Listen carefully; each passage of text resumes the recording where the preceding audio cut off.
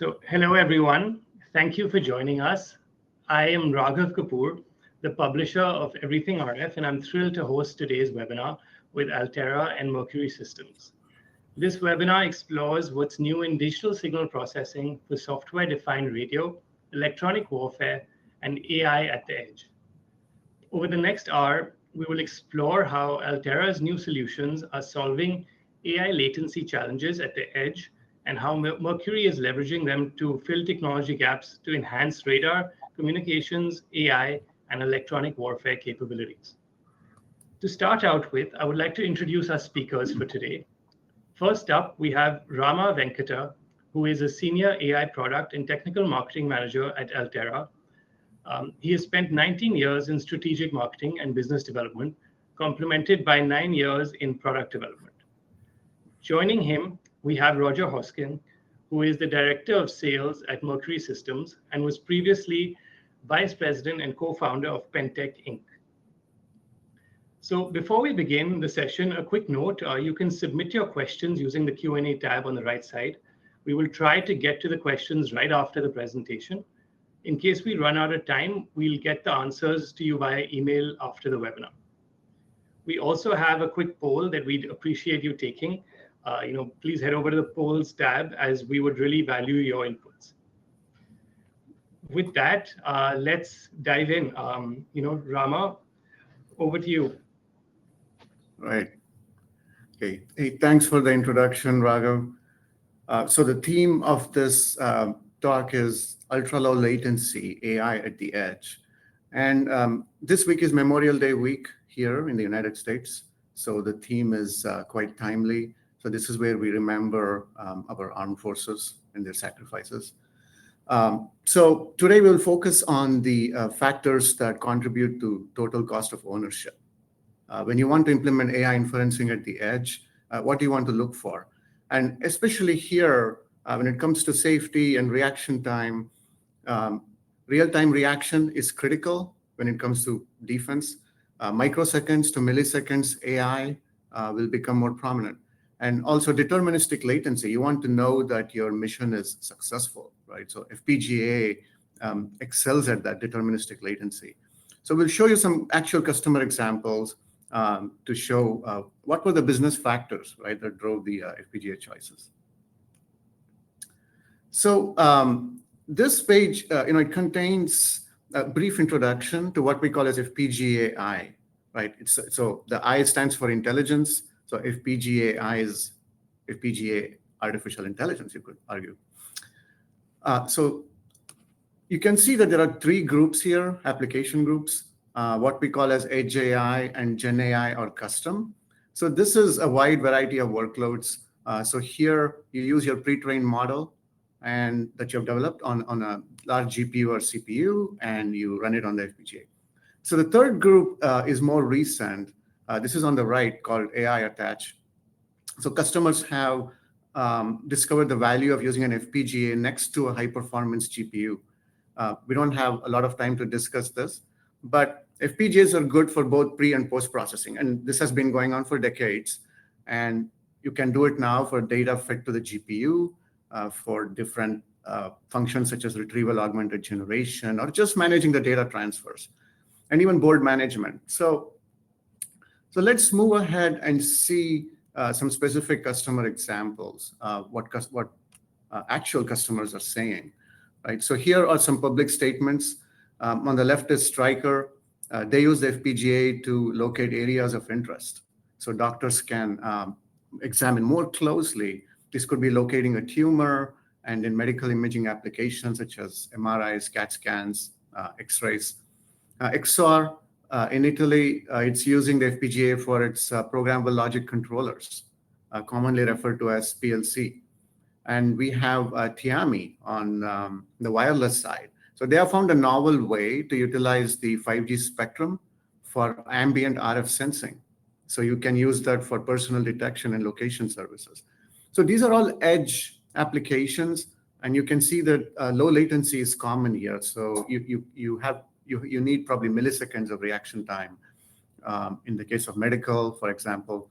But on the right-hand side, we have something even more exciting, or at least as exciting. which is data center. And here we have a customer testimonial from a company, Positron. So they are using Agilex 7 FPGAs for large language models. So these are billions of parameters. And they get great efficiency and tokens per watt and tokens per dollar improvement. So we show here 4.5x better performance per dollar. And the statement is from Thomas Sommers, their CEO. They have a roadmap to get better implementations even in the future. So definitely worth checking out. The next one here, we get down to the total cost of ownership. So training is dominated by large GPU and CPU clusters in the data centers and the cloud. But now for various technical and business reasons, inferencing in the cloud is moving towards the edge. So if you look here on the top right, we have streaming. Streaming simply involves, you take the raw data and aggregate them at the edge, and you just send it to the cloud for training and even inferencing. But this is expensive because from a CapEx point of view, extra silicon and memory have to be added to your servers. And you have the network bandwidth that you're continuously utilizing. And of course, it's high latency because you're waiting maybe hundreds of milliseconds for data to come back. And so what can you do next? In option 2, you could have the edge preprocessing, feature extraction. And this helps to reduce some of that bandwidth because you don't need to send all the data to the cloud. But here, latency is increased still dramatically because of the networking delays with the packets going back and forth.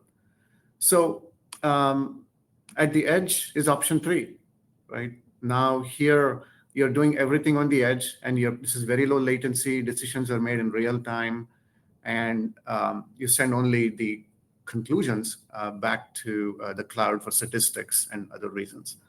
So here that you can see that for the edge, the solutions are different versus cloud. That's the key takeaway here. And we have NVIDIA themselves at the bottom with a great quote, right? Enterprises must make real-time decisions by deploying computing at the network edge where data is generated. So I believe this would be a key takeaway from this slide. So let's look at a common use case, right? So this is an industrial customer. They may wish to utilize AI inferencing to increase their factory's efficiency and throughput. It could be a variety of functions on the assembly line, inspecting parts, quality inspection, etc. So if they have an existing manufacturing plant and they're willing to invest AI capability, they will do it if there's a large increase in throughput or efficiency, right? So the first option may be to add AI, but implement it via store and analyze later methodology. So here you're just, it's a non-real-time option. It's not too disruptive, but the efficiency curve, it is falling behind because the updates are implemented infrequently. So what can you do, right? So the option is to add real-time AI inferencing by adding GPUs to the factory floor. In this scenario, it requires more data transfer between the factory floor sensors and the factory data center. But this latency still needs to be low enough to allow real-time decision-making at the factory floor. So we have customer evidence that GPUs targeted for edge inferencing may not have the desired performance or performance per watt. So the legacy Ethernet wiring might be a bottleneck for real-time network traffic. So in this scenario, the customer has the option to rewire their plant to 10 gigabits. But this is costly, right? So the existing network can't handle the total AI bandwidth. So what do we do? Finally, we look at the third option, which is going back to the NVIDIA quote earlier, which is to move the inferencing closer to the sensors, where we can combine the image processing algorithms with the AI inferencing functions. This does require some investment, but it's not as much as the other options because there are several key advantages to using an FPGA in this scenario. There is a price. The price to add the FPGA for AI inferencing, however, may come at zero cost because FPGAs are already used in many factory applications. A large percentage of PLCs or industrial programmable logic controllers, other industrial equipment, they have been using FPGAs for decades for workloads from sensor fusion to image processing and even motor control for industrial robots. So in this scenario, the FPGA you can continue to use it for image processing, the gray block on the top left. And it directly feeds into the AI inferencing algorithms to find potential defects. You could do it in real time. And you begin to see where industrial and military, aerospace, government, there are similar, there's overlap. So there can be periodic updates back to the factory, even in this case, but you don't have to upgrade your legacy 1 gig network. You can use low bandwidth connections. And if you have any updates to the models or weights, you could trickle it back from the factory data center back to the edge, right? So this is where inference is, of course, trending. So far we talked about different kinds of semiconductors used for AI, right? So let's kind of shift our focus a little and look at our three basic approaches, or FPGA, GPU, and ASICs. Right? So we plotted the efficiency on the y-axis on the left. This is accelerator efficiency. There is no scale here. On the x-axis, you can see some common historical models, right? XGBoost from decades ago, even RNN, recurrent neural networks, CNNs, and large language models. And you see that you can build custom ASICs for specific functions, and they're highly efficient. But when you drift away from the core function, you can see that efficiency drastically falls. GPUs, so the GPU has broad solution capability, but it has a lot of variation. But in the case of FPGAs, you can constantly modify them, right? And you can maximize the compute, the memory utilization, and get very stable, very high performance compared to the alternatives. So, to summarize, right? So ASICs are great for implementing one specific function, but recall the large non-recurring engineering cost that's needed, and of course the performance drops, and you cannot iterate quickly. So in this world of AI, where there's a new paper every week, every day, maybe even every hour, handling new AI variants, it's really difficult. And you want to make sure that you can change, maybe the data set changes, and you may have to change the models, remove some layers, and that also stretches the life expectancy. So the ASIC supplier is usually the only one manufacturing for only one customer, and life expectancy is a challenge. GPUs were quick to develop and target their technology. They are good for general purpose DSP, AI training, and CNNs, but for classical machine learning and RNNs and LLMs, their performance drops off. So FPGAs are also general purpose, just like GPUs. They have been used for decades for DSP-centric workloads, as you guys know here, radar processing, but they're not typically known for AI. But this has been changing over the past 15 years. We have seen large increase in FPGAs being used for either AI attach or AI inferencing because they have flexible hardware. You can tune each AI model from an initial canonical model, which is generalized, and you can tune it for your particular use case, for low power, performance per watt, all the way from the ground up. So this also means, again, new model variants, and also you can retrofit older equipment.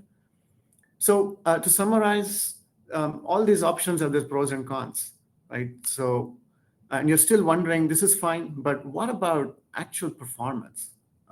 Give us some numbers. Okay, so here we have Agilex 5, a highly compute density optimized product. So here you can see versus our closest competitive FPGA, which is AMD's Versal AI Edge, NVIDIA Jetson. And you can see, wait just a sec. And you can see here that the Agile X5 has a sizable advantage. So ResNet 50 is a popular benchmark that was used here. And also, it's significantly faster than the GPU, which is typically used in these edge AI applications. So when you factor in the device power consumption, the Altera FPGA advantage over the GPU is much greater than just the raw performance. So here we have one of our customers, Myrtle, whose solution is already available in the market today. So Altera also works with customers and their IP or partner IP. So this is a quote from Liz Corrigan, the Chief Product Officer. We're highlighting this specific workload because Myrtle concluded that a vision transformer model achieves much better results than a CNN model for image classification, segmentation, object detection, and especially in noisy environments. So they chose the FPGA because it has the lowest latency of any other platform in the marketplace. So let's look at some graph. It's maybe a little hard to see, but the graph plots the results of the vision transformers versus CNN. And this is the effect of pixel corruption on satellite imagery. Accuracy is on the y-axis, increasing percentage of information loss on the x-axis. The transformer models are the red-colored line. So here, higher means it's better than the CNN results. Myrtle claims the FPGAs provide additional benefits to them: accuracy, scalability, flexibility, and also compression, decompression, which is saving bandwidth throughout the system. So let's look at, sorry, just going back a little.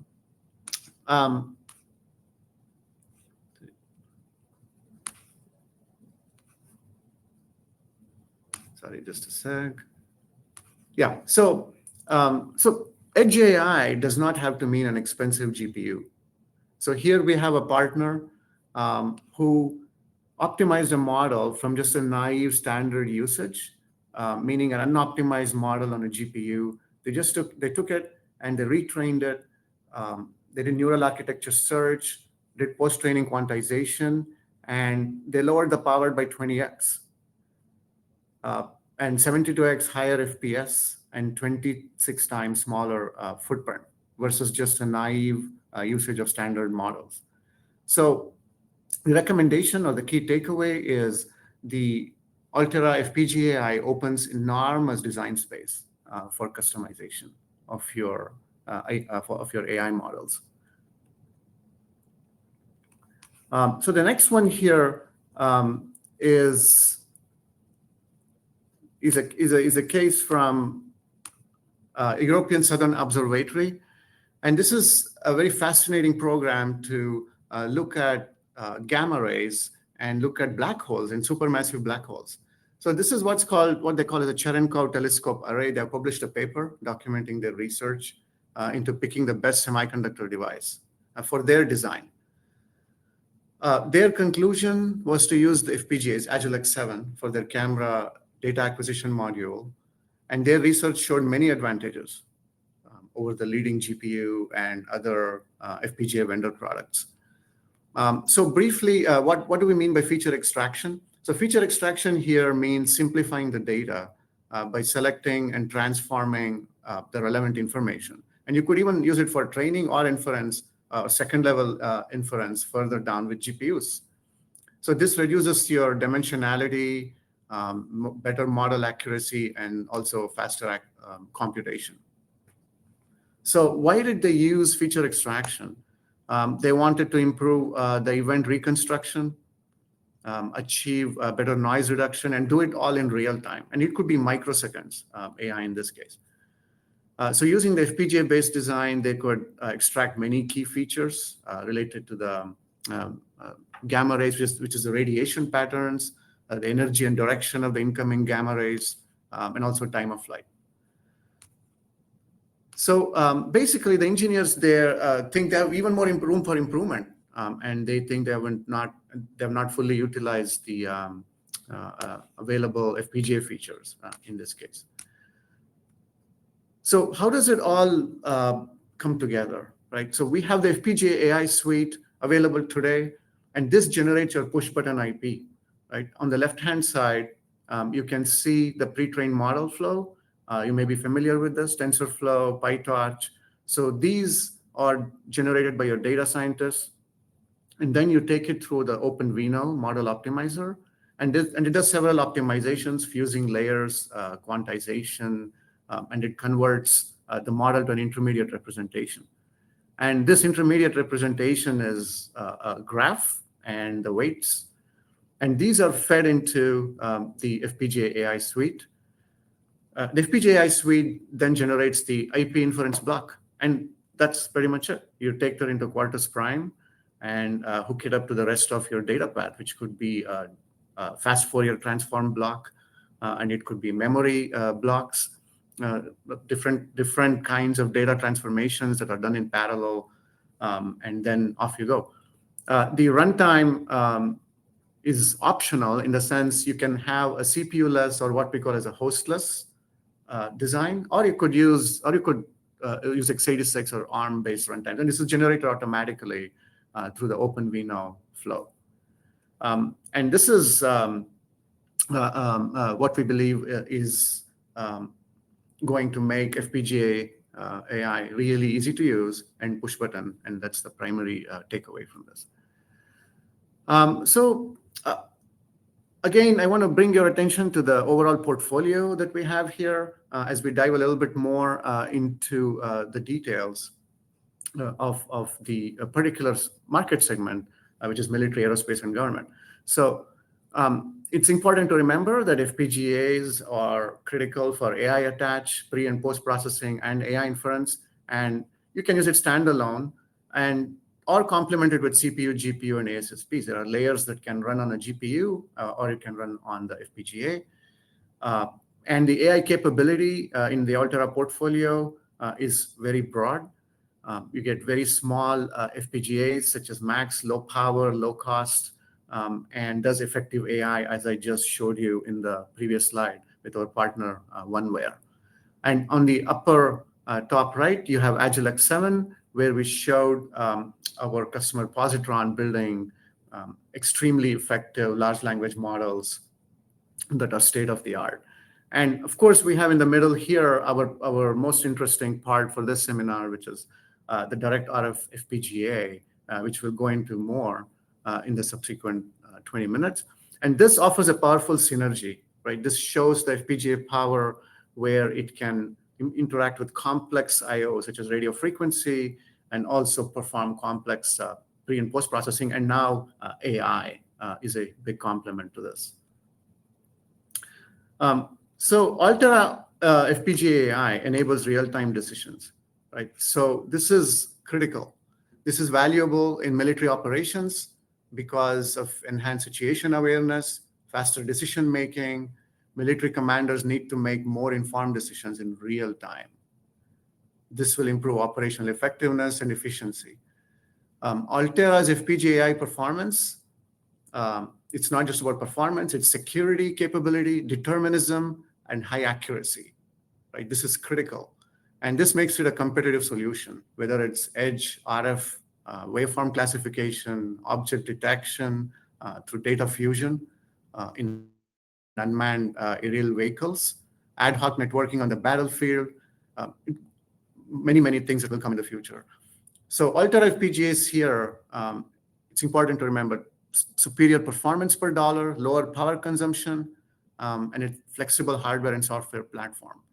So this makes it really desirable, right, for AI engine inference, and compared to all the alternatives that are out there, FPGAs and other competitive FPGAs and GPUs.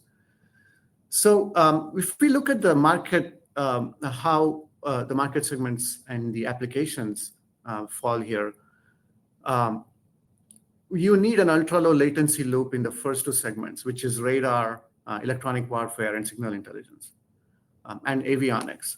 So here, the loop is detect, protect, and disrupt, right? So you would be um, detecting enemy signals for situational awareness and targeting. Then you have to safeguard. You may want to switch your spectrum of friendly communications from the enemy and counterattack. You want to disrupt with jamming and spoofing. And we have application brief available for the RF classification of friendly and unfriendly signals using FPGA suite today. And of course, we have several examples on automatic target recognition, and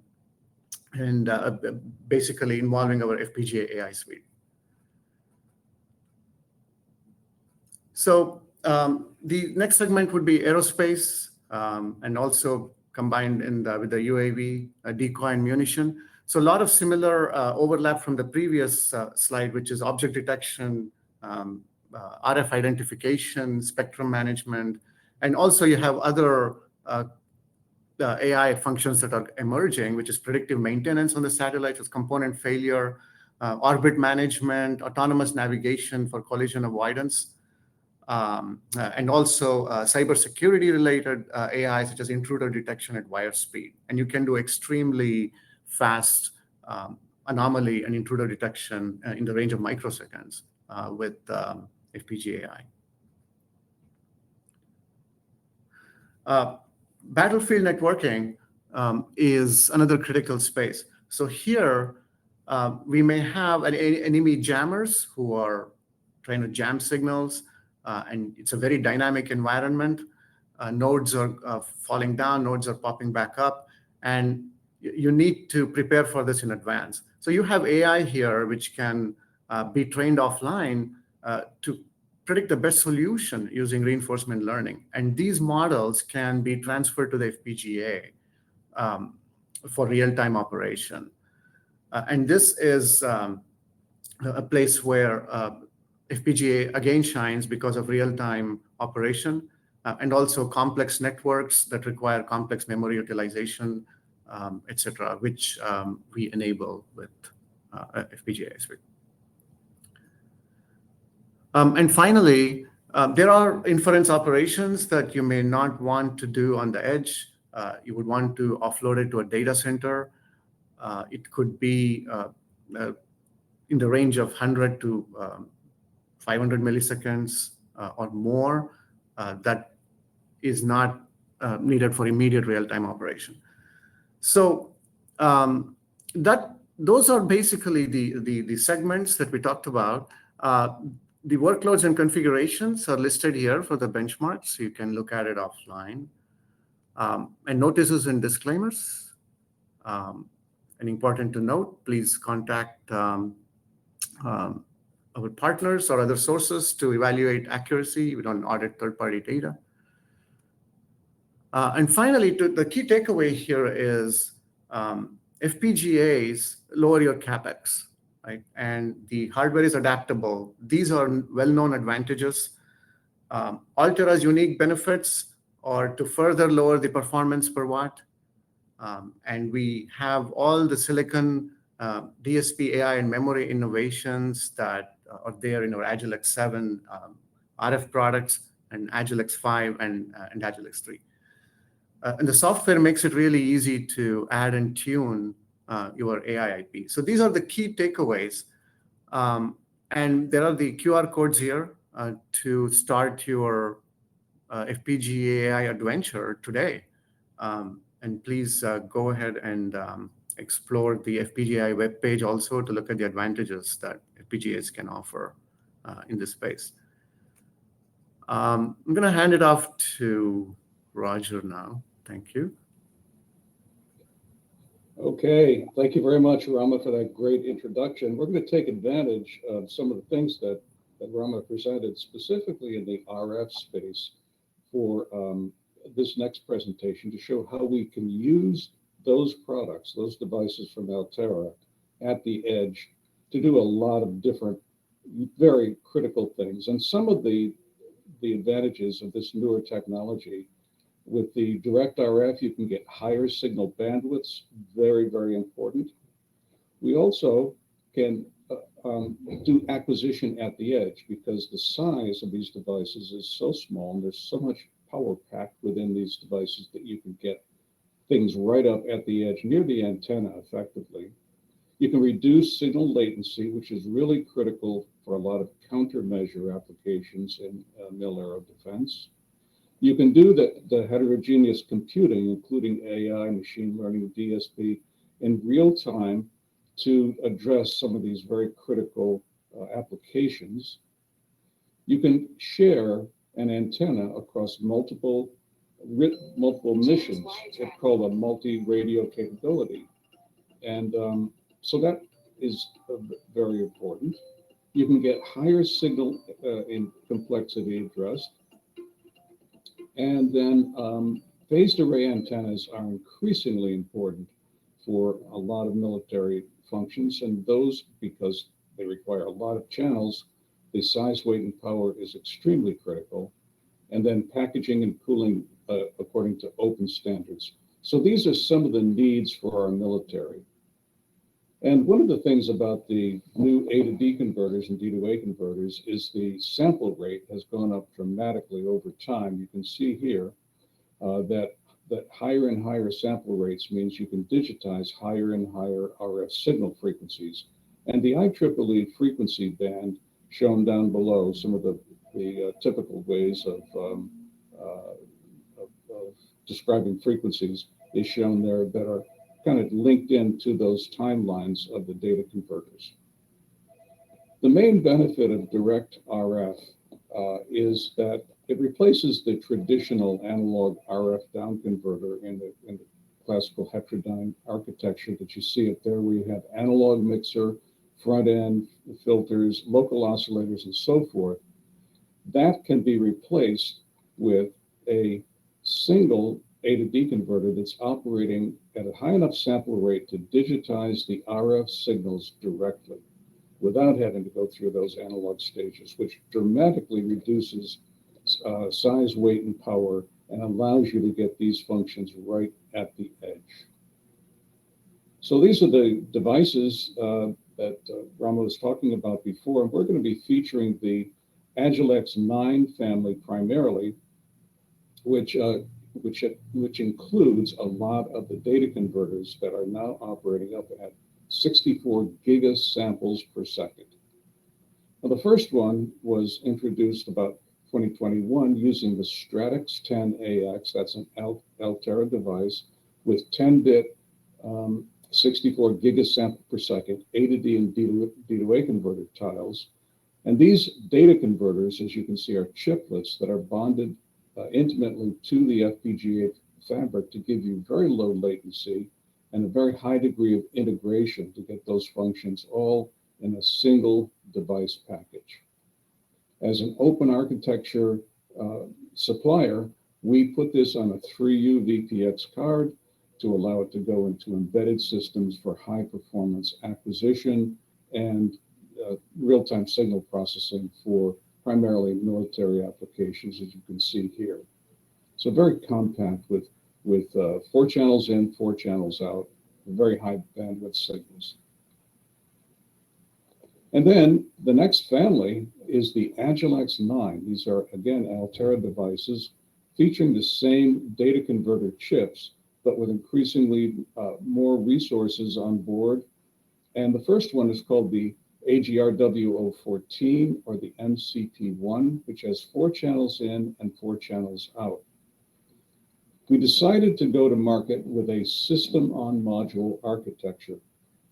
And what you see there is the device itself on a small printed circuit card that has all the circuitry you need to support the Agilex 9 devices. It really saves you a lot of the most difficult printed circuit board challenges, and it allows you then to optimize the signal integrity of the wideband RF analog signals and the digital signals so that they don't interfere with each other, maintaining dynamic range and reducing crosstalk on those signals. Very, very critical. Once you have the signals brought away from the device itself to connectors that can be used in a carrier card that the signals have already been isolated and are ready to be connected to the next level, and that would be a carrier for this particular module. So it speeds time to market for anyone who wants to design with this family of products by going to the system on module, which takes the big heavy lift out of the design for the chip itself. So this is a schematic or a block diagram of this device, and what you can see is all of the inputs and the outputs are brought out in the lower left section of the diagram, timing signals in the upper left, and then all of the interfaces, the high-speed digital interfaces for the very high-speed gigabit serial lanes to accommodate the bandwidth, and as well as the control are brought out on the right-hand side of that block diagram. So this device, the SOAM device with the, excuse me, the MCT1 device on it, is the basis for our first Agilex 9 product family using the MCT1. But we also came out with another product, which is a companion product to the system on module, is an RF interface module. Here, you can put RF circuitry like amplifiers, filters, and so forth between the antenna or your input signal and the data converters in the direct RF module. These two products, the SOAM and the RF interface module, then can form a family of products that go onto different carriers that Mercury has developed, including the small form factor unit down there at the bottom left, 3U-BPX, small chassis, a PCI Express card, and also the ability for customers to design their own carrier products. All of these products use the SOAM at the heart, and the RF interface module can be part of that as well. So let's take just a look at some of the functions that are really necessary for a lot of the RF applications, and that is to be able to, because the digitizers are operating at such a high frequency, you frequently want to filter only the band of interest, the signal band of interest, so that you can reduce interfering signals that might be out of band. So Mercury offers a family of MMIC. These are monolithic integrated circuits that can perform significant filtering functions like the ones you see here, switching, switch bank filters, tunable filters, and so forth, to do that optimization for filtering at the front end of your board. So what we've done is we've taken the small form factor concept in the first product, and we have included the RF interface module along with the SOAM and put it into an enclosure like the one you see in the lower left that is ready for deployment as a subsystem, let's say inside of a UAV, for example. So here you can see on the right, you can see the different inputs and outputs. You have down at the bottom, you have 400 gigabit Ethernet optical interfaces. Each of them can deliver up to 12.5 gigabytes per second worth of data. So you've got about 50 gigabytes full duplex of data going in and out. Very, very powerful I/O. And applications include radar, EW, comms, sync. These are really great for inside of a UAV or inside of a larger chassis, surveillance drones, or edge processing right behind an antenna, as part of a deployed system. This can be your front end edge processing, and it can include that AI requirements that we've talked about. A second carrier card for the SOAM is a open architecture 3U-BPX SOSA aligned card. This again will go into an embedded system, into a chassis. Again, you've got the RF interface card and the system on module connected up, but now the arms and legs, the inputs and outputs are consistent with the 3U-BPX SOSA aligned specification. So here's a little bit of an inside view where you can see the 3U VPX card. You can see the system on module. You can see the RF personality module and provisions for the RF I/O going through the backplane as shown in the upper right corner of that photograph. A very, very popular architecture for military systems. Here's another carrier card. In this case, it's an exterior rated for outdoor use, small form factor chassis that contains the system on module and the RF interface card for standalone operation, perhaps up on an antenna mast where the signals are acquired locally very close to the antenna, and then you have up to 400 gigabit Ethernet optical interfaces up and down the mast to deliver the digitized signals. Very, very popular form factor. So if we move now to the next step, which is the AGR027, this is called MCP2.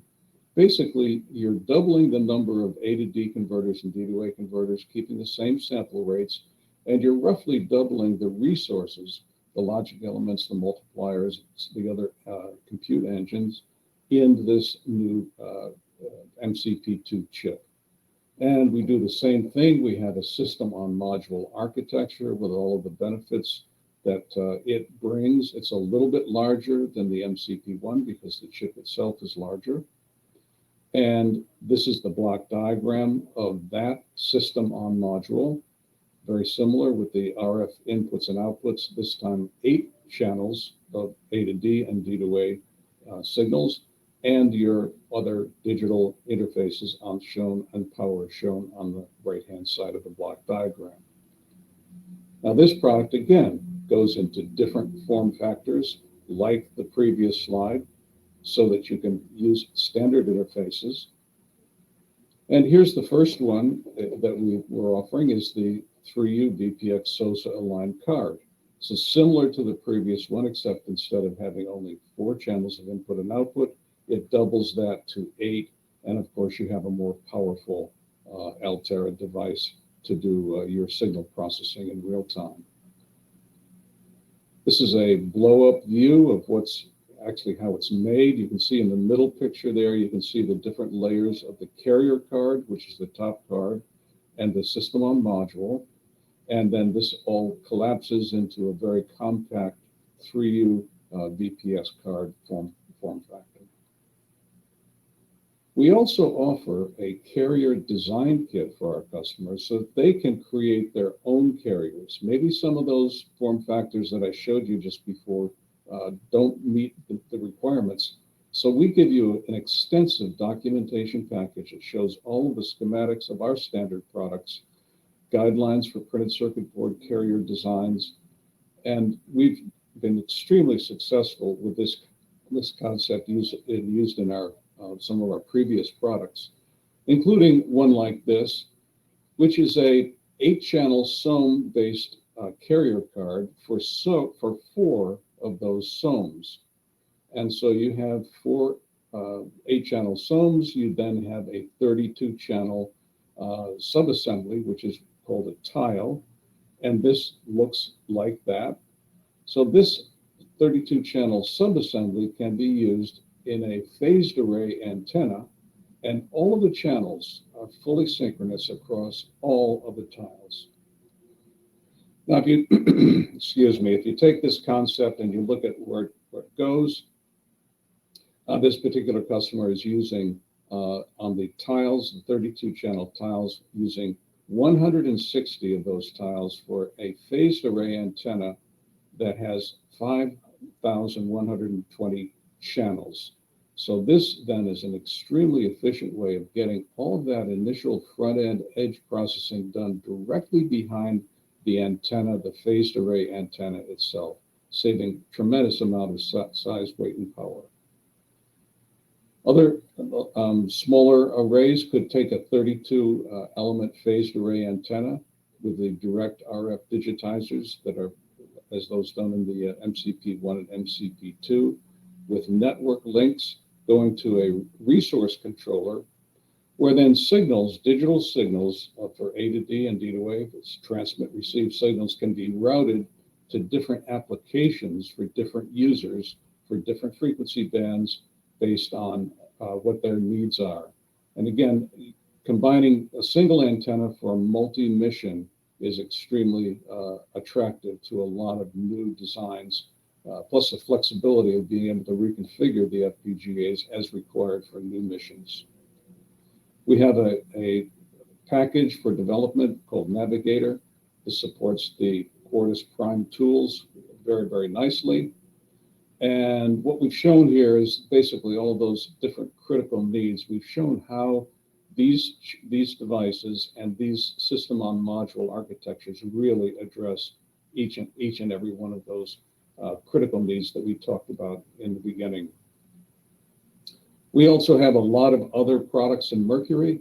We have RF products that range from chips to subsystems, a huge array of different solutions from Mercury.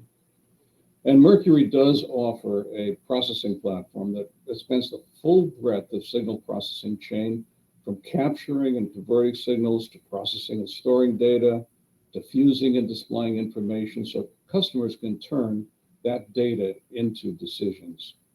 We offer standard products and custom solutions from silicon to system scale, including, as we just looked at, components, modules, subsystems, and status. It helps to deliver capabilities to our customers that are mission ready, trusted and secure, software defined, and open and modular. This is just an example of another capability where we can do exotic things like, for example, a space compliant data recording system using those acquisition functions as well as radiation tolerant storage to go up into space. So it's just some of what Mercury can do. And we have data sheets available on our website. We have some links that you can use here to go to more information from Mercury. And we really invite you to contact us to get more information about these products. So now I believe we're ready for some questions. I'll turn it over to you, Raghav. Thank you, Rama and Roger, for that insightful session. Now we'd like to open the floor to your questions. If you haven't already, please submit your questions in the questions tab on the right side of the screen, and then we'll get started. We have a few questions that came up through the session. We'll start with some from Altera first, and then follow up with those from Mercury. The first question is for Rama. How do you suggest that data scientists and FPGA engineering teams interact with this flow effectively? Yeah, that's a good question. The way we created the flow was to make sure that the interaction between the FPGA team and the data scientists is really smooth. So if the FPGA, the data scientists, they come up with a model, they should be able to very quickly find out what the performance is in terms of frames per second. And the tool allows even a data scientist to check that. But if necessary, they can ask the engineering team and the FPGA team to provide their feedback in a more detailed way. And so there is that strong overlap area between the FPGA engineering team and data scientists, where they can very quickly iterate within hours or even minutes. They can get the frames per second, the FPGA utilization, and iterate on new models. Okay. So the next question is, how does the Altera flow manage trade-offs with the memory versus compute for AI interface? Yeah, and another very timely question. As anyone knows, in the AI world now, it's all about the memory wall. Agilex 5 has fantastic compute density, almost 5x of the previous generation. And now the memory wall is the challenge. And this happens whether it's on the cloud or on the edge. And what you need is the flexibility of the FPGA fabric. And the tool flow that we offer lets you manage that at a very granular level. You can have a lot of small instances, 10,000, 20,000 ALMs, and you can have a really large up to 100,000 or 200,000 ALMs. So, and you can have multiple instances, and it's extremely flexible. There is no hard silicon. So we get extremely high memory utilization of the memory bandwidth, whether it's on the HBM devices, where you could get up to 90%, or whether it's or the DDR, right? DDR3, DDR4, DDR5. And you need the tool flow to enable that. And also you need the approach that the FPGA fabric is so powerful, and you have to make sure that your tool flow utilizes that. And that's what we have done. Okay. So one more for Rama, and then we'll move to Roger.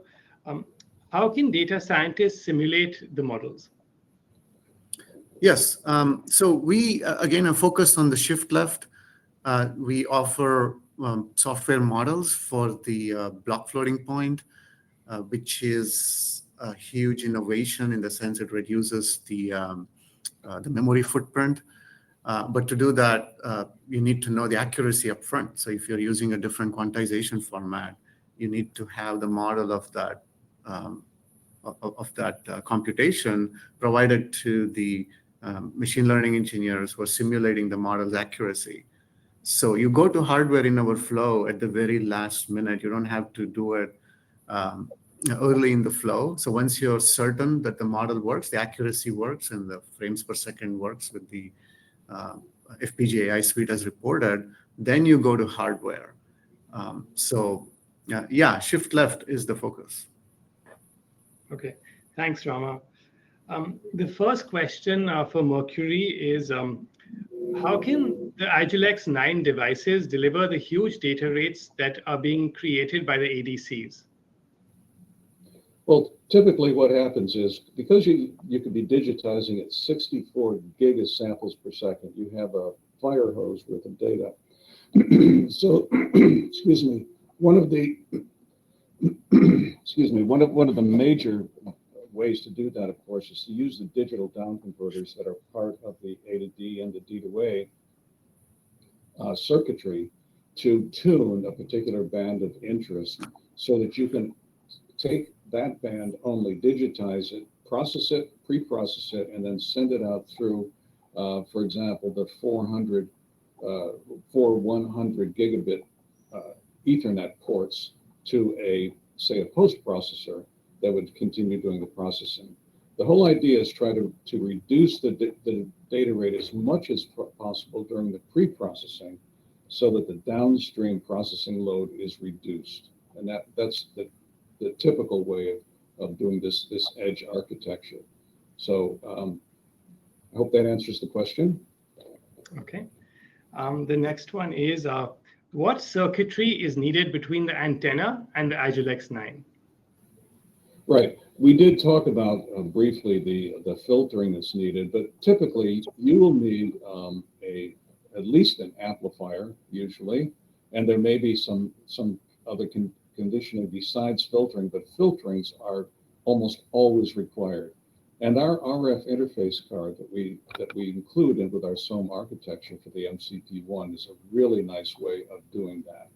So what we're, again, trying to do is to reduce size, weight, and power by using the MMIC devices that are available from our Atlanta facility that does the MMICs, and can shrink the size, weight, and power dramatically for those critically required front ends to do suitable digitization of signals, and to also eliminate strong interferer signals that may be present. Okay. And another one for Mercury. Are there digital up and down converters inside the MCP1 and MCP2? Yes, absolutely. And so you have a full transceiver function. And again, with the digital up and down converters, you can do decimation, tuning on the input side, and you can do tuning and interpolation on the output side. So you can directly interface to the to the RF signal frequency parts of your signal chain, the RF signal chain, with the data converters and the A to D the A to Ds and D to As that are part of that very high sample rate pair of ADCs and DACs in the Altera 9 Direct RF family. Okay, thanks, Roger. Okay, so this brings us to the end of our session today. While there are a few unanswered questions, we've run out of time for this session. However, we will follow up with responses via email shortly after the webinar. A big thank you to our sponsors, Mercury and Altera, as well as our speakers, Rama Venkata from Altera and Roger Hoskins from Mercury Systems. Thank you to all users as well who joined us today. We hope you found the discussion valuable and insightful. If you missed any part of the webinar or want to revisit the presentation, a recording will be made available on Everything RF shortly. We will also be sending you an email with the link to the webinar. On behalf of Everything RF, thanks again, and we look forward to seeing you in our next session. Have a great day. Bye-bye.